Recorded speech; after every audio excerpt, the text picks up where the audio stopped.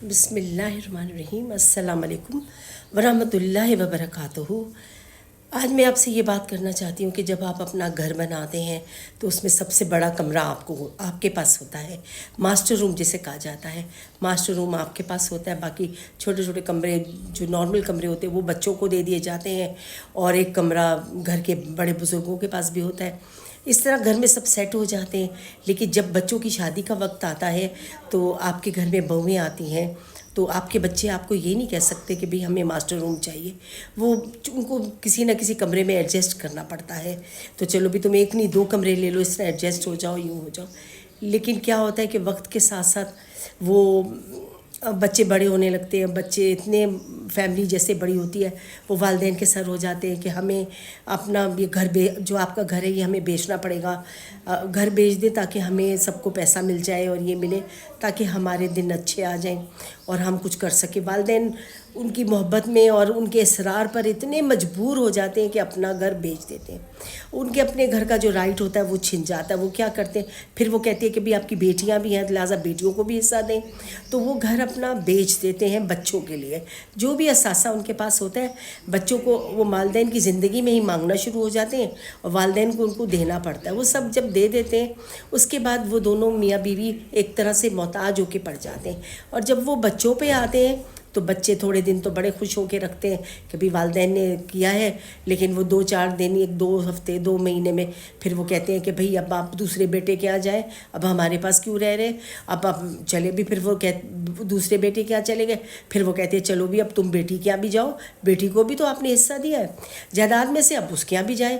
تو اس طرح وہ لوگ اولاد ادھر سے ادھر گول گول گھماتی ہی رہتی ہے بچوں کو، اور بچوں کا اپنا اور والدین کا اپنا کوئی سیٹ اپ نہیں ہوتا۔ ان کا اپنا سیٹ اپ تھا، شوہر نے محنت کی ساری زندگی، ایک گھر بنایا، ایک اپنی جگہ بنائی، وہ اس میں سکون سے رہتا کہ چلو بھی سکون سے رہ رہا۔ اس کی اپنی ایک عورت ہوتی ہے بیوی اس کی، وہ اپنا کچن پہ رائٹ رکھتی ہے، اپنی چیزوں کو چھیڑ کرے، کوئی کچھ کہنے والا نہیں ہے۔ لیکن جیسے بہو کے گھر میں، بیٹے کے گھر میں ہے تو بہو کی باتیں سننی پڑتی ہیں کہ بھئی یہ چیز یوں ہو گئی، یوں ہو گیا، یہ ختم کر دیا، وہ کھا لیا، یہ کر دیا، ہمیں فلانا کہہ دیا، یہ بول دیا۔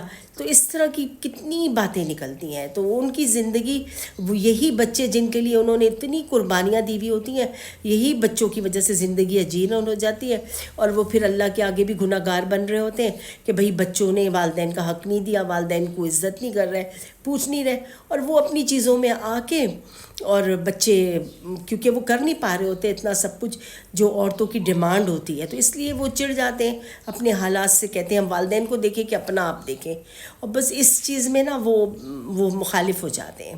اور بس پھر کیا ہوتا ہے کہ والدین بیچارے پھر اینڈ میں کسی نہ کسی اولڈ ہوم میں کوئی ڈال دیتا ہے کہ بھئی یہاں چلے جاؤ۔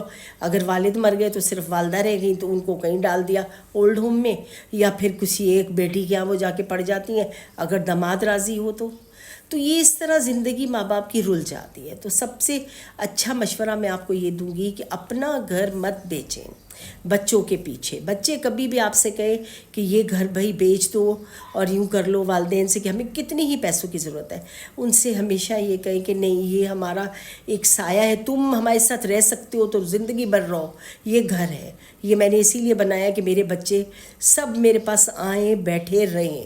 اگر آپ لوگ رہتے ہو تو رہو میرے ساتھ مل کے، ویلکم، اور سب چیز تمہاری ہے، ہم بھی تمہارے ہیں، لیکن ہمیں مجبور نہ کرو کہ ہم یہ گھر بیچیں۔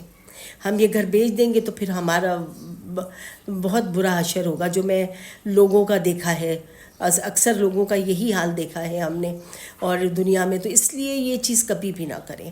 اپنے گھر کو، اپنے چاہے چھوٹا ہو چاہے بڑا گھر ہو، اس کو، اپنی چیز کو نہ بیچیں۔ اگر آپ کے پاس گاڑی ہے تو اس کو بھی بچوں کے لیے نہ بیچیں، کیونکہ آپ نے بچوں کو پڑھا دیا، لکھا دیا، اسٹیبل کر دیا، اس کو اسٹیبلش ہو گئے، ایک جگہ بیٹھ گئے، اب ان کا اپنا کمانا اور ان کی اپنی قسمت ہے۔ اب ان کو یہ سکھائیں کہ آپ بھی ایسی ہی کوشش کرو تو آپ کو بھی اللہ اسی طرح کے گھر بار اور ساری چیزیں دے دے گا۔ آپ بھی کوشش کرو، آپ بھی اچھی سی زندگی گزار سکو گے، کم سے کم اپنے باپ کی طرح تو کماؤ، اپنے باپ کی طرح تو بنو اس طرح، بجائے اس کے کہ باپ سے اس کا گھر بھی چھین لو کہ ہمیں دے دو کہ ہم اس میں رہیں اور ہم اس کو بیچ کے اپنا ٹکڑوں میں چھوٹا چھوٹا پیسہ بانٹ لیں۔ ایسا نہ کریں۔ ایسا کرنے سے والدین کو روکنا چاہیے، اپنا آپ بچانا چاہیے، تو پھر یہ اولڈ ہاؤس میں بھی کوئی نہیں جائے گا۔ اپنے ہی گھروں میں رہیں گے چاہے کتنے ہی ضعیف ہو جائیں. اولاد سے زیادہ پھر جب اولاد آپ کی نہیں سنتی، کوئی بہت اچھی اولاد ہوتی ہے فرما بردار، خدمت کرنے والی، تو ان کو تو پھر اللہ تعالیٰ دنیا میں ہی اجر اتنا دکھا رہا ہوتا ہے. اور کوئی اولاد اتنی بہکی بھی ہوتی ہے، وہ غلط راستے پہ چلی جاتی ہے، بری ہو جاتی ہے، تو وہ والدین کو تکلیف دینے لگتی ہے، تو وہ پھر اینڈ میں بڑھاپے میں بھی وہ چاہے ان کا اپنا گھر ہو چاہے کچھ بھی ہو، وہ خدمت نہیں کرتی. تو اس لیے اپنے بہرحال اپنا ایک سایہ، آپ کا سائبان ہے گھر، اس کو آپ نہیں بیچیں گے بچوں کے لیے. جو بھی آپ کا اثاثہ ہے اس کو بچوں کے لیے نہیں بیچیں گے، بلکہ بچوں کو تلقین کریں کہ آپ بھی جا کے ایسا ہی کماؤ، آپ بھی اسی پوزیشن پہ آؤ. یقیناً آپ کو میری بات اچھی لگی ہوگی. اگر اچھی لگی ہے تو سبسکرائب کیجئے اور لائک کیجئے.